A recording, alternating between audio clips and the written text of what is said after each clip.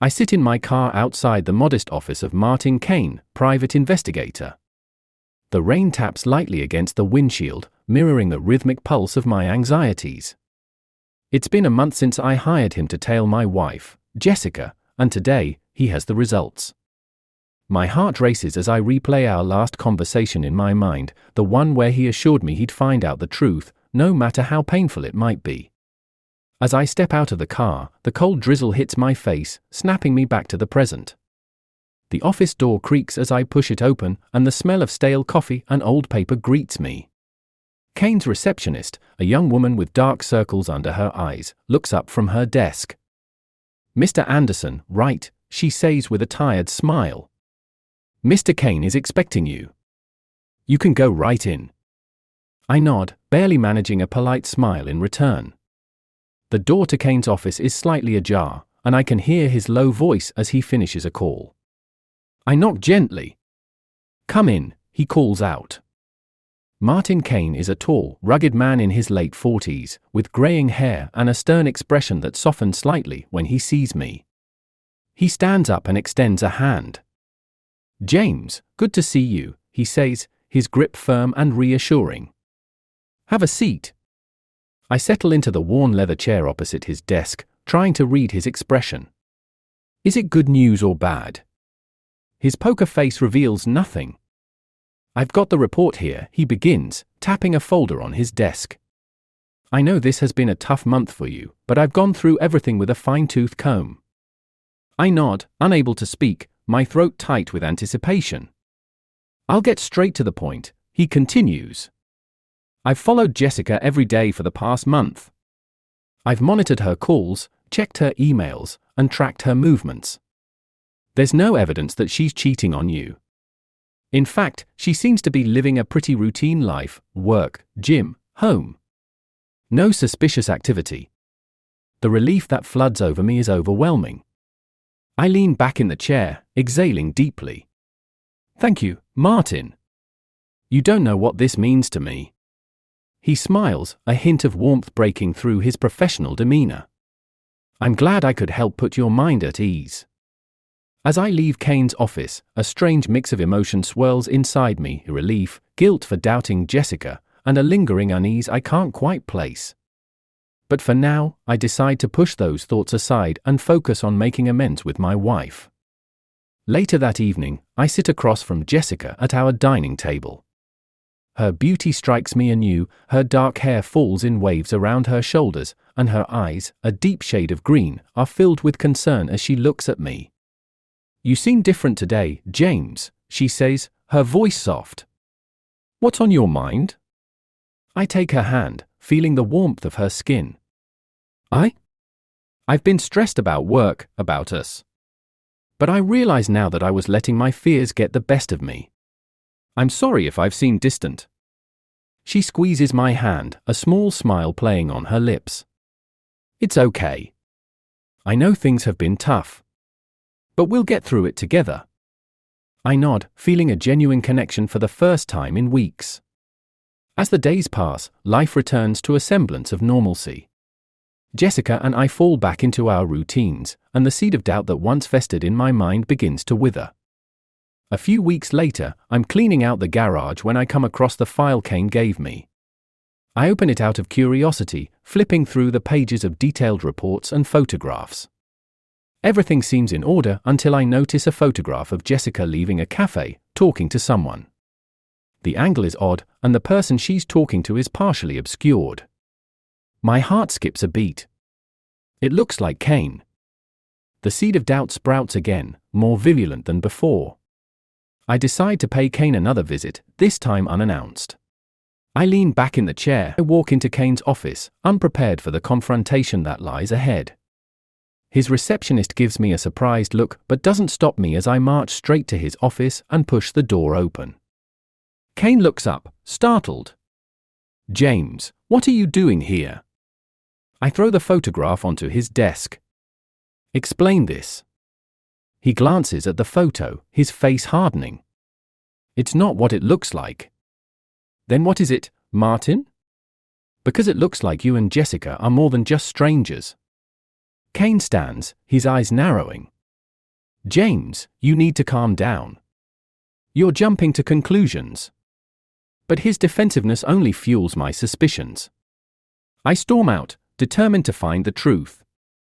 Over the next few days, I follow Jessica myself, the distrust gnawing at my sanity. My worst fears are confirmed when I catch them together, their intimacy undeniable. The betrayal cuts deep, a sharp pain that leaves me breathless. In the depths of my despair, a cold resolve hardens within me. I won't be the victim. They will pay for this betrayal. As I plan my revenge, I know that this is just the beginning. Kane's career and Jessica's comfort are at stake, and I won't rest until I've dismantled the lives they've built on lies. The morning sun casts long shadows as I sit in the corner booth of a small diner, nursing a cup of coffee that's long gone cold. I haven't slept in days, my mind consumed with thoughts of betrayal and revenge. The door jingles, and I look up to see an old friend, Mark, walk in. He spots me and waves, his face lighting up with a grin. "James, it's been too long," he says, sliding into the seat opposite me. Mark and I go way back, our friendship forged during our college years. He's a tech wizard, the kind of guy who can hack into just about anything. I hadn't planned on dragging him into my mess, but I need his skills now more than ever. "Mark, I need your help," I say, my voice low and urgent. His smile fades as he leans in, sensing the seriousness. "What's going on, James?" I take a deep breath and recount the events of the past few months, Jessica's suspected infidelity, hiring Kane, and the devastating discovery of their affair. Mark listens intently, his expression growing darker with each detail. "Jesus, James. That's messed up," he says when I finish. "What do you need from me?" "I need to ruin them, Mark. I need evidence that Kane has been unprofessional, and I need to find a way to make Jessica pay for what she's done." He nods slowly, his mind already working. "I can help with that. But you have to be sure about this, James. Once we start, there's no turning back." "I'm sure," I reply, my voice steady. They deserve everything that's coming to them. A week later, Mark and I are holed up in my study, the room filled with the hum of computers and the faint smell of stale coffee. Mark's fingers fly across the keyboard as he hacks into Kane's personal files, his eyes narrowed in concentration. "Got it," he says finally, a triumphant smile spreading across his face. "This guy's got a lot of skeletons in his closet." He pulls up a series of emails and documents, each more damning than the last. Kane's been involved in several shady deals, taking bribes and falsifying reports. It's more than enough to ruin his career. "This is perfect," I say, a dark satisfaction settling in my chest. "But what about Jessica?" Mark hesitates, his fingers pausing over the keyboard. "James, are you sure you want to go after her too? She's your wife." "She was my wife," I correct him, the bitterness sharp in my voice. "Now she's just another traitor."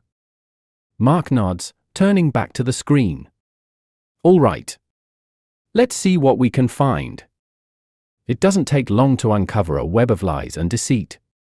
Jessica's been siphoning money from our joint account into a separate one, preparing for a life without me. The betrayal stings, but it also fuels my resolve. "She's been planning this for months," I say, my voice cold. "She's not going to get away with it." The next day, I confront Jessica. She's in the kitchen, humming softly as she prepares dinner. The sight of her, so calm and untroubled, makes my blood boil. "Jessica, we need to talk," I say, my voice tight with anger. She turns, surprise flashing in her eyes. "James, what's wrong?" I toss the folder of evidence onto the table, the contents spilling out. "This is what's wrong." Her face pales as she looks through the documents, her hands trembling. "James, I can explain." "Don't," I cut her off, my voice harsh. "I've seen enough. I know about you and Kane." Tears fill her eyes, but I feel no pity. "James, please, it wasn't supposed to happen like this." I don't want to hear it," I snap. "Pack your things and get out." She stares at me, stunned. James, we can fix this. We can go to counseling. There's nothing to fix, I say, my voice cold. You've made your choices. Now live with them. With Jessica gone, I turn my attention to Kane. Armed with the evidence Mark and I gathered, I arrange a meeting with his employer. The meeting is tense, the air thick with unspoken accusations. Mr. Anderson, these are serious allegations, says Mr. Thompson, Kane's boss, as he flips through the documents. His stern face grows graver with each page. If what you're saying is true, this could ruin Mr. Kane's career. It's all true, I say, my voice unwavering. He's been taking bribes, falsifying reports, and worst of all, he had an affair with my wife while he was supposed to be investigating her. Thompson looks up, his eyes hard. We'll conduct a thorough investigation. If what you've provided is accurate, Mr. Kane will face the consequences. Days turn into weeks as the investigation unfolds. Kane is suspended, his reputation in tatters. The news spreads like wildfire, and soon everyone knows about the disgraced detective who betrayed his client. I watch it all unfold with a grim satisfaction. My life has been turned upside down, but at least I've taken down the man who helped destroy it. As for Jessica, I never hear from her again. She vanishes from my life, leaving only the scars of her betrayal behind. But those scars harden into resolve. I've faced the worst, and I've come out stronger. One evening, Mark and I sit in my living room, a rare moment of calm settling over us. You did it, James, he says, raising his beer in a toast. You got your revenge. I clink my bottle against his, the cold glass a stark contrast to the warmth of victory. Yeah, we did. Thanks for your help, Mark. I couldn't have done it without you. He smiles, but there's a hint of sadness in his eyes. Just promise me one thing, James. Promise me you'll find a way to move on. Don't let this consume you. I nod, knowing he's right. The revenge has been sweet, but it's also been a poison. Now, it's time to start rebuilding my life. As I sit back, the weight of the past few months finally lifting, I realize that this is just the beginning. The journey ahead won't be easy, but at least it's mine to walk. And as I take that first step into the unknown, I vow to never let betrayal define me again. It's been a month since Jessica left, and the dust is finally starting to settle. But life feels hollow, the house too quiet. Mark's words about moving on echo in my mind, but it's easier said than done. I wake up every day with a heavy heart, the betrayal still fresh. I head to a local bar after work, hoping to drown my thoughts in a few drinks. The place is dimly lit, filled with the low hum of conversation and the clinking of glasses. I find a stool at the bar and order a whiskey. As I sip my drink, I notice a familiar face a few seats down. It's Emily, a mutual friend from the past. She catches my eye and smiles. James? Is that you? She asks, sliding over to sit next to me. Emily, it's been a while, I reply, forcing a smile. She looks at me with concern. You look like you could use a friend. What's been going on? I hesitate, then decide to share the broad strokes of my ordeal. Emily listens intently, her expression sympathetic. That sounds terrible, she says when I finish. I'm so sorry, James. If you need anything, I'm here for you. Thanks, Emily. That means a lot, I say, genuinely touched by her kindness. We spend the rest of the evening talking about old times, the conversation a welcome distraction from my troubles. By the time we part ways, I feel a little lighter. The next day, I'm back at work, buried in paperwork when my phone buzzes. It's a message from an unknown number, you don't know the whole truth. Meet me at the cafe on 5th at 6 p.m. My heart races. Who could this be? And what truth are they talking about? Despite my better judgment, curiosity gets the better of me. I decide to go. At 6 p.m. sharp, I arrive at the cafe. It's a cozy, bustling place, the smell of coffee and baked goods filling the air.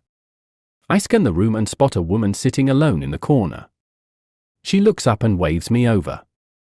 It's Claire, Kane's receptionist. Claire? What are you doing here? I ask, sitting down across from her. She looks around nervously before speaking. James, I need to tell you something. I've been working for Kane for years, and I know a lot of things about him. He's not just a bad detective, he's dangerous. What do you mean? I ask, leaning in closer. He's involved in some really shady stuff, blackmail, extortion, even worse. When you hired him, I had a bad feeling, but I couldn't say anything. And then, when I saw what he was doing with your wife, I couldn't keep quiet anymore. I feel a chill run down my spine. Why are you telling me this now? Because you need to know the truth. Kane didn't just betray you, he's been using people, manipulating them for his own gain. He's dangerous, James. You have to be careful. I nod, my mind racing. Thank you, Claire. I appreciate you coming forward. She gives me a sad smile. Just be careful. He's not the kind of man to cross lightly. The next few days are a blur of anxiety and paranoia. I feel like I'm being watched, and every shadow seems to hide a threat. I decide to meet with Mark to discuss what Claire told me. We meet at his apartment, a cluttered space filled with computers and gadgets. What's going on, James? You look like you've seen a ghost, Mark says, motioning for me to sit. I tell him about my meeting with Claire and her warning. Mark's face grows serious. If what she's saying is true, we need to dig deeper. Kane could be more dangerous than we thought. We spend hours poring over the evidence, hacking into Kane's emails and phone records. What we find confirms Claire's warnings. Kane is involved in a web of criminal activities, and he's got dirt on a lot of powerful people. This is bigger than we imagined, Mark says, leaning back in his chair. We can't handle this alone. We need to go to the authorities. The next morning, I'm sitting in the office of Detective Sarah Mitchell, a no-nonsense officer with a reputation for getting things done. Mark and I present our findings, laying out the evidence against Kane. This is serious, Detective Mitchell says, her eyes narrowing as she reviews the documents. We've had our suspicions about Kane for a while, but this is the first solid evidence we've gotten. We'll need you to testify, James. Are you up for that? I nod, my resolve hardening. Yes. I want to see him brought to justice. Good, she says. We'll put together a case, but we need to be careful. If Kane gets wind of this, he could disappear or worse. The next few weeks are tense as the investigation builds. I'm constantly looking over my shoulder, fearing retribution from Kane. One night, as I'm leaving work, I notice a black car tailing me. My heart pounds as I try to lose it, but it follows me through the winding streets. In a panic, I call Mark. I think I'm being followed, I say, my voice shaking. Stay calm, James. Head to my place. I'll meet you there, he replies, his tone steady. I manage to lose the car and make it to Mark's apartment. He meets me at the door, his face grim. This is getting out of hand. We need to be more careful. We decide to lay low, avoiding our usual routines to throw off anyone who might be watching. It's a nerve-wracking time, but the thought of bringing Kane to justice keeps me going. Finally, the day comes when Detective Mitchell informs us that they have enough evidence to arrest Kane. The news is a relief, but I know it's not over yet. I still have to testify, and there's no telling what Kane might do in retaliation. On the day of the trial, I sit in the courtroom, my hands clammy with nerves. Kane glares at me from the defendant's table, his eyes filled with hatred. But I stand my ground, recounting everything I know. Mark and Claire testify as well, their accounts solidifying the case against Kane. The jury deliberates for what feels like an eternity before returning with a verdict, guilty on all counts. Kane is sentenced to a long prison term, his career and life in ruins. As I leave the courthouse, a sense of closure washes over me. It's been a long, painful journey, but I've come out the other side stronger. Mark walks beside me, his hand on my shoulder. "You did it, James." "You took him down," he says, pride in his voice. "Yeah," I reply, a small smile forming. "And now, it's time to start over. A new chapter." As we walk away, I feel a weight lift off my shoulders. The future is uncertain, but for the first time in months, it feels like a future worth looking forward to. Months pass, and life slowly begins to return to a semblance of normalcy. The nightmare of Kane's betrayal and Jessica's infidelity fades into the background, but the scars remain. I throw myself into my work, trying to rebuild what was lost and find some sense of peace. One evening, as I'm heading home from the office, my phone buzzes with a message from Emily. "We need to talk. It's urgent. Meet me at the diner." The urgency in her message sends a chill down my spine. I arrive at the diner to find Emily already waiting, her face pale and drawn. She looks up as I approach, her eyes filled with a mix of fear and determination. "Emily, what's going on?" I ask, sliding into the booth opposite her. She takes a deep breath, her hands trembling slightly. "James, there's something you need to know. Something I should have told you a long time ago." My heart pounds as I lean in closer. "What is it?" "I didn't just run into you at the bar that night by accident," she begins, her voice barely above a whisper. "I was sent there. By Jessica." The shock hits me like a punch to the gut. "What? Why would she do that?" "Jessica and I have been friends for years, long before you two met," Emily explains, her eyes downcast. "She came to me, desperate. She told me about her affair with Kane, about how she felt trapped and needed a way out. She asked me to keep an eye on you, to make sure you didn't do anything drastic." I sit back, trying to process this new betrayal. "So you were spying on me for her?" "It wasn't like that," Emily says, her voice pleading.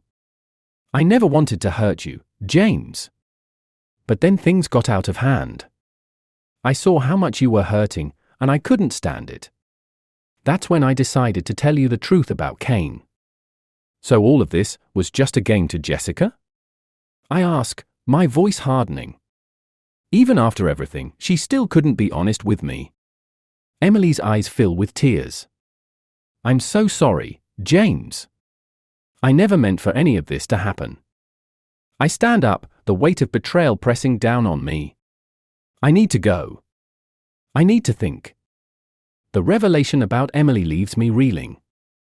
I decide to confront Jessica one last time, to get the answers I deserve.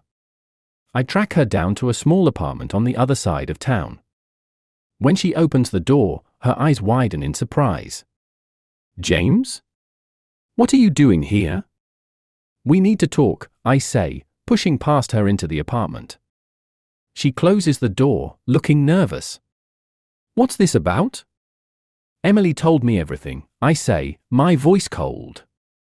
"About how you used her to spy on me. About how you orchestrated this whole mess." Jessica's face pales, but she quickly regains her composure. "James, it's not what you think. Don't lie to me." I shout, my anger boiling over. "I deserve the truth, Jessica. Why did you do it?" She takes a deep breath, her eyes hardening. "Fine. You want the truth. I was desperate, James. Our marriage was falling apart, and I didn't know what to do. Kane was there, and I made a mistake. A terrible mistake. But I was scared of losing everything, of losing you. You lost me the moment you betrayed me," I say, my voice filled with pain. "Was it all a lie, Jessica? Did you ever love me?" She looks away, tears streaming down her face. "I did love you, James. But things changed. We changed. And I didn't know how to fix it." I turn away, the weight of her words crushing me. "I can't do this anymore, Jessica. This is goodbye." As I leave Jessica's apartment, I feel a strange sense of finality. The betrayal and lies have torn apart everything we once had, leaving nothing but ashes. But as I walk away, I know that it's time to move on, to leave the past behind and forge a new path. I meet with Mark later that evening, needing the support of my oldest friend. We sit in his living room, the silence heavy between us. "James, are you okay?" Mark asks, his eyes filled with concern. "I don't know," I admit, my voice shaky. "But I know I need to move on. To start over." He nods, his hand resting on my shoulder. "You're stronger than you think, James. You'll get through this." The following weeks are a blur of trying to piece my life back together. Emily reaches out, but I can't bring myself to face her. The pain is still too fresh, the wounds too raw. Instead, I focus on rebuilding my career, my friendships, and my sense of self. One evening, as I'm sitting on my porch, reflecting on the past few months, a car pulls up. It's Emily. She steps out, her expression determined. "James, please," she says, her voice trembling. "Just hear me out." I sigh, nodding reluctantly. "All right. What do you want to say?" "I know I betrayed your trust," she begins, her eyes filled with regret. "But I care about you, James. I always have. And I'm so sorry for everything that's happened." "Emily, it's not just about what you did," I say, my voice heavy with emotion. "It's about everything. Jessica, Kane, the lies. I don't know if I can ever trust anyone again." She steps closer, her eyes pleading. "I understand. And I don't expect you to forgive me right away. But I hope, in time, you can." I nod slowly, the pain still fresh, but a glimmer of hope flickering in my heart. "Maybe. But right now, I need time. I need to heal." She nods, tears in her eyes. "I'll be here if you need me. Take care, James." As she drives away, I feel a sense of closure. The road ahead is uncertain, but for the first time in months, I feel a spark of hope. In the end, the betrayals and deceptions have changed me. I've lost a wife, but I've gained a new understanding of myself and the people around me. I've learned that trust is fragile, and once broken, it's hard to repair. But as I sit on my porch, watching the sunset, I realize that I'm ready to face the future. To rebuild and start anew. And maybe, just maybe, find a way to trust again.